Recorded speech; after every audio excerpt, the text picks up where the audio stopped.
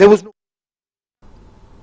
Right. Mallikarjuna గారు ఏమంటారు? కాంగ్రెస్ ఓటమికి ఈసీనే కారణము, బీజేపీకి ప్రయోజనం చేకూర్చడానికి ఎన్నికల సంఘం ఓట్ల దొంగతనానికి పాల్పడింది, అందుకనే ఇవాళ బీజేపీ అధికారంలో ఉంది. గత 10 సంవత్సరాలుగా కూడా బీజేపీకి ఈసీ సపోర్ట్ చేస్తుంది కాబట్టి అధికారంలో ఉన్నారు. మాకు అంత మెజార్టీ వచ్చినప్పటికీ కూడా మేము లీడింగ్లో లేకపోయాము, దానికి కారణం ఈసీనే అంటున్నారు.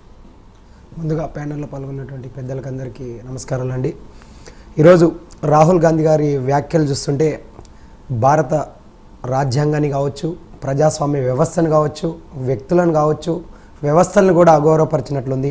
ఈరోజు ఎలక్షన్ కమిషన్ అనేది ఏంటండి? Indian constitutional body. ఒక స్వతంత్ర ప్రతిపత్తి కలిగినటువంటి ఒక చీఫ్ ఎలక్షన్ కమిషనర్ ఆఫీసర్ ఉంటారు, అదేవిధంగా 2 ఎలక్షన్ కమిషనర్ ఆఫీసర్స్ ఉంటారు.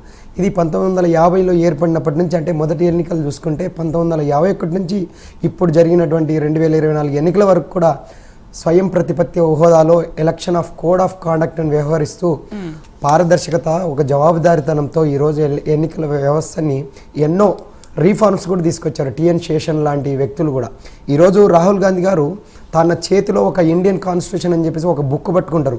నిజంగా ఇండియన్ కాన్స్టిట్యూషన్లో ఉన్నటువంటి ఆర్టికల్స్ అన్నీ రాహుల్ గాంధీ గారికి స్పష్టంగా తెలుసా అని నేను ఈరోజు భారతీయ జనతా పార్టీ యువ నాయకులుగా ప్రశ్నిస్తున్నాను. ఈరోజు ఒకటండి, ఈరోజు పెద్దలు పొలిటికల్ అనలిస్టులు పేర్కొన్నట్లు ఈరోజు రోహింగ్యాల ద్వారా కావచ్చు, సిఐఈ కావచ్చు, ఎన్ఆర్సీ ద్వారా కావచ్చు, ఏ విధంగా కూడా ఆఫ్ఘనిస్తాన్, పాకిస్తాన్, అదేవిధంగా బంగ్లాదేశ్, ఇతర దేశస్తుల నుంచి కూడా అక్రమ వలసదారులు ఈరోజు వచ్చి ఇక్కడ వలస ఏర్పాటు చేసుకుంటున్నారు, ఇక్కడ ఉన్నటువంటి మైనారిటీలు పడుతున్నారని చెప్పేసి ఈరోజు భారత ప్రధాని నరేంద్ర మోదీ గారి నాయకత్వంలో స్పష్టంగా అమిత్ షా గారు సిఐఏ ఎన్ఆర్సీ ఇంప్లిమెంట్ చేసి ఈరోజు ఓటర్స్ని, అక్రమ ఓటర్స్ని తొలగించి ఈరోజు భారతీయ జనతా పార్టీ కేంద్ర ప్రభుత్వం ఈరోజు ప్రజాస్వామ్య వ్యవస్థలో ఒక మేల్కొలుపు తీసుకొస్తుంది. ఈరోజు ఆడలేక మధ్యలో చెరువు అన్నట్లు కాంగ్రెస్ ప్రభుత్వం, ఇప్పుడు రాహుల్ గాంధీ గారి క్లిప్పింగ్స్ చూసాం. రాహుల్ గాంధీ గారి అక్కసు ఒకటే, దేశంలో ఎక్కడ ఎన్నికలు జరిగినా తమ పార్టీ ఓడిపోతుంది, తమ పార్టీకి ఉనికి లేకుండా పోతుంది, కేవలం భారతీయ జనతా పార్టీ మాత్రం ఎలా గెలుస్తుందని చెప్తున్నారు. ఈరోజు ఒక్క సీటు కూడా మీకు రావట్లేదంటే మీరు సిగ్గుపడాలి. ఈరోజు దేశంలో గత 50 సంవత్సరాలు చూసుకుంటే డివైడ్ అండ్ రూల్ అనే ఒక పాలసీ తీసుకొచ్చి ఇందిరాగాంధీ గారు కావచ్చు, జవహర్లాల్ నెహ్రూ గారు కావచ్చు, హిందూ ముస్లింల మధ్య అక్కసు పెట్టి మత విద్వేషంతో రూలింగ్ చేశారు. ఈరోజు గౌరవనీయులు భారత ప్రధాని నరేంద్ర మోదీ గారు వరుసగా 3 సార్లు హ్యాట్రిక్ తీసుకొచ్చారంటే భారతదేశంలో అచ్చేది నేను ఒక వ్యవస్థ తీసుకొచ్చాము. సబ్కా సాత్, సబ్కా వికాస్, సబ్కా విశ్వాస్, సబ్కా ప్రయాస్ అనే ఒక వ్యవస్థ ద్వారా ఈరోజు కేంద్ర రాష్ట్ర ప్రభుత్వాల సంక్షేమ పథకాలను కొనసాగిస్తున్నాం కాబట్టి ప్రజలు మాకు అత్యధికంగా సీట్లు ఇస్తున్నారు. ఈరోజు చూస్తుంటే దేశంలో ఉన్నటువంటి ఈవీఎంలు ఎప్పుడు తీసుకొచ్చారండి? 1999లో. అదేవిధంగా వివిప్యాట్లు, అంటే మనం ఓటు వేస్తుంటే ఖచ్చితంగా స్లిప్ వస్తుంది. ఈరోజు నేను భారతీయ జనతా పార్టీ నాయకుడిగా గౌరవనీయులు భారత ప్రధాని నరేంద్ర మోదీ గారి నాయకత్వంలో పనిచేస్తున్నది మేమందరం గర్వపడుతున్నాం. ఈవెన్ ఎవరు కూడా ఓటు వేసినా కూడా వెంటనే వివిప్యాట్లో ఒక స్లిప్ వస్తుంది. ఎవరికి ఓటేసాము కూడా స్పష్టంగా చూపిస్తుంటే కూడా ఆడలేక మధ్యలో చెరువు అని చెప్పేసి ఈరోజు మునిగిపోతున్నటువంటి పార్టీ ఏదన్నా ఉంటే, ఒక నావ ఏదన్నా ఉంటే కాంగ్రెస్ పార్టీ. ఈరోజు కాంగ్రెస్ పార్టీ తమ ఉనికి ఎక్కడైతే ప్రశ్నార్థకం అవుతుందని చెప్పేసి అక్కసుతో, విద్వేషంతో భారతీయ జనతా పార్టీ మీద, గౌరవనీయులు భారత ప్రధాని నరేంద్ర మోదీ గారి మీద, ఇప్పుడు చేస్తున్నటువంటి సంక్షేమ పథకాల మీద ఈరోజు లోటుపాట్ల గురించి పేర్కొంటున్నాం. ఈరోజు స్పష్టంగా ఒకటి చెప్తున్నాం మేడం, మీడియా ముఖం కూడా ప్రతి ఒక్కరికి. ఈరోజు భారతీయ జనతా పార్టీ కేంద్రంలో దాదాపు 21 రాష్ట్రాల్లో అధికారంలో ఉంది. స్పష్టంగా దాదాపు 16 రాష్ట్రాల్లో భారతీయ జనతా పార్టీ, 15 రాష్ట్రాల్లో బీజేపీ సొంతంగా అధికారంలో ఉంది. 6 రాష్ట్రాల్లో ఎన్డీఏ కూటమిలో ఈరోజు అధికారంలో ఉంది. అంటే ఆంధ్రప్రదేశ్ కావచ్చు, అదేవిధంగా ఈరోజు ఆంధ్రప్రదేశ్ కానీ, బీహార్ కావచ్చు, మేఘాలయ కావచ్చు, సిక్కిం కావచ్చు, నాగాలాండ్ కావచ్చు, పుదుచ్చేరిలో మాత్రమే ఎన్డీఏ కూటమితో భాగస్వామ్యమైంది. అంటే దాదాపు దేశంలో కేంద్రపాలిత ప్రాంతాలు, రాష్ట్రాలతో కలుపుకుంటే ఈరోజు 22 రాష్ట్రాల్లో, అంటే 21 రాష్ట్రాల్లో భారతీయ జనతా పార్టీ అధికారంలో ఉంది. అంటే భారతీయ జనతా పార్టీని మేము ఎదుర్కోనలేము అనే ఒక ఉద్దేశంతో ఈరోజు ఈవీఎంలను ట్యాంపరింగ్ చేశారని అన్నప్పుడు 2004, 2009లో అధికారంలోకి వచ్చిన పార్టీ ఏదండి? కాంగ్రెస్ పార్టీ. కాంగ్రెస్ పార్టీ అధికారంలోకి వచ్చినప్పుడు తెలంగాణలో అధికారంలోకి వచ్చిన కాంగ్రెస్ పార్టీ, కర్ణాటకలో అధికారంలో ఉన్నది కాంగ్రెస్ పార్టీ.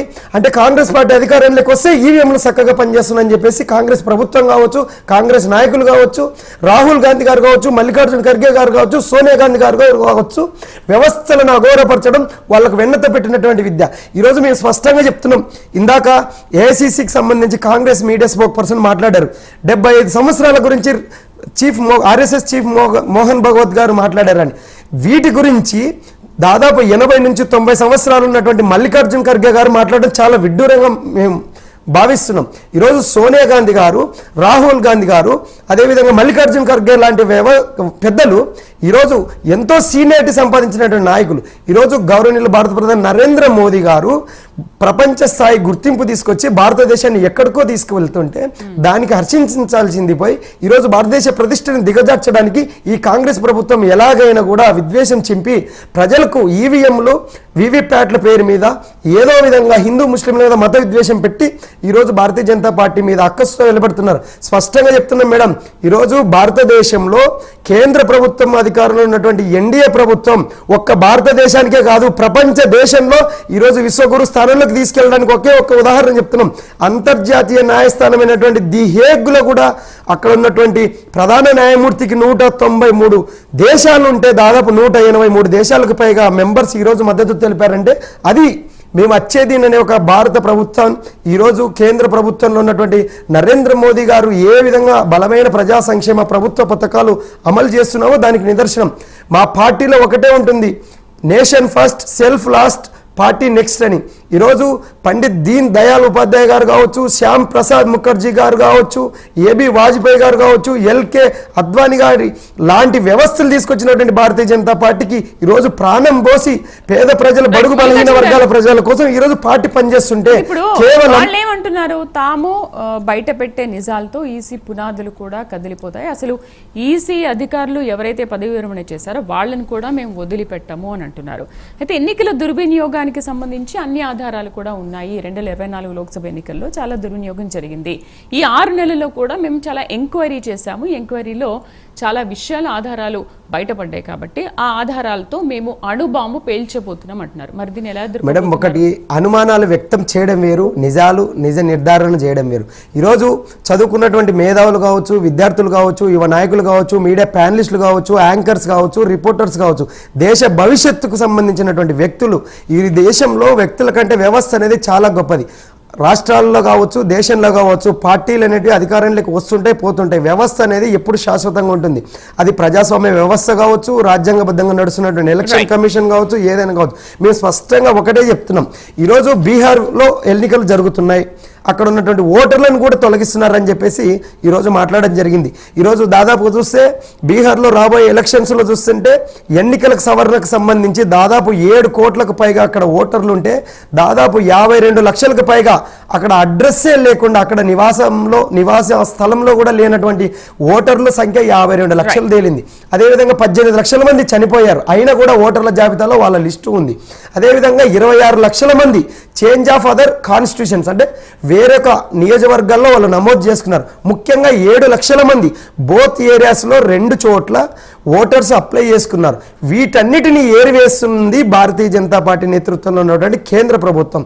దీని మీద అక్కసుతో మళ్ళీ అధికారంలోకి రాలేమేమో, మన ఉనికి కాపాడుకోలేమేమో అని చెప్పేసి ఈరోజు అక్కసు చెప్తున్నారు. స్పష్టంగా ఒకటే చెప్తున్నాం, ఎలక్షన్ కమిషన్ ఏదైతే మోడ్ ఆఫ్ కాండక్ట్ కావచ్చు, ట్రాన్స్పరెన్సీ కావచ్చు, జవాబుదారీతనం కావచ్చు, ఎలక్షన్ రీఫార్మ్స్ ఖచ్చితంగా భారతీయ జనతా పార్టీ నేతృత్వంలో ఉన్నటువంటి కేంద్ర ప్రభుత్వం స్పష్టంగా అమలు చేస్తుంది, ప్రజల కోసం పనిచేస్తుంది. కాబట్టి నరేంద్ర మోదీ గారు ఇటీవల ఇందిరాగాంధీ రికార్డును కూడా 17 సంవత్సరాల పైగా వరుసగా ఈ రికార్డుని బ్రేక్ చేశారు. స్పష్టంగా ఒకటి చెప్తున్నాం, ఇందిరాగాంధీ గారి గురించి స్పష్టంగా చెప్తున్నారు, ఇందిరాగాంధీ గారు కేవలం 2 సార్లు మాత్రమే వరుసగా అధికారంలోకి వచ్చారు. 3వసారి 1982-84లో వచ్చారు. కానీ మా నాయకుడు, విశ్వవ్యాప్త నాయకుడు, ప్రపంచ నాయకుడు, భారతదేశంలో విశ్వగురు స్థానానికి తీసుకెళ్తున్నటువంటి మా మోదీ గారి టీం అని మేము స్పష్టంగా చెప్తున్నాం. ఈ రోజు మోదీ గారు 2014 అధికారంలోకి వచ్చారు. అధికారంలోకి వచ్చిన దానికంటే 3వసారి మీరు చాలా తక్కువ. మేడం ఒకటి ఇద్దరిని కలుపుకుంటే గానీ 290 అబోవ్ రాలేదు కదా మేడం. ఒకటి చెప్తున్నాము, 2014 నిరూపించుకోలేరు. ప్రజలకి మీ మీద ఎటువంటి అభిప్రాయం ఉన్నది అనేది ఆ ఓట్ల ద్వారా మీకు తెలిసిపోతుంది. మేము ఒకటి చెప్తున్నాం మేడం, స్పష్టంగా 2014 భారతీయ జనతా పార్టీ 282 సీట్స్ వచ్చాయి. తర్వాత 2019లో 303 వచ్చాయి. 2024 400 పార్ అబ్కి బార్ మోడీ సర్కార్ అని చెప్పేసి నినాదంతో మేము అధికారంలోకి వచ్చాం. ఈ రోజు భారతీయ జనతా పార్టీ గురించి మాట్లాడే కాంగ్రెస్ నాయకులు తమ ఉనికి గురించి మాట్లాడాలి. ఈ రోజు భారతీయ జనతా పార్టీ 2024లో 240 సీట్లు సింగిల్గా వచ్చాయి. అదే కాంగ్రెస్ పార్టీకి వచ్చిన సీట్లు ఎంత? 99 సీట్లు. ముఖ్యంగా కాంగ్రెస్ పార్టీ తమ పార్టీలో ఉన్నటువంటి వ్యవస్థ అంతర్గత లోపాల మీద చూసుకొని ఈ రోజు చేస్తున్నటువంటి అభివృద్ధి మీద మీరు సలహాలు సూచనలు ఇస్తూ ప్రస్తుత ప్రభుత్వాన్ని పొగడాల్సింది పోయి ఈ రోజు కేంద్ర ప్రభుత్వంపై అవాకులు చివాకులు పేలుతున్నాయని చెప్తున్నాం.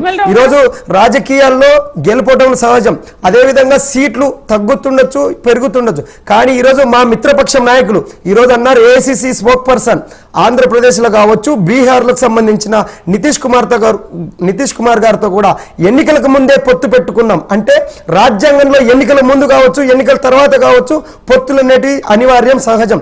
ఈ రోజు స్పష్టంగా చెప్తున్నాం, ప్రస్తుత రాజ్యాంగ వ్యవస్థను మేము సక్రమంగా అమలు చేస్తున్నాం. తిరుమలరావు గారు నమస్తే అండి.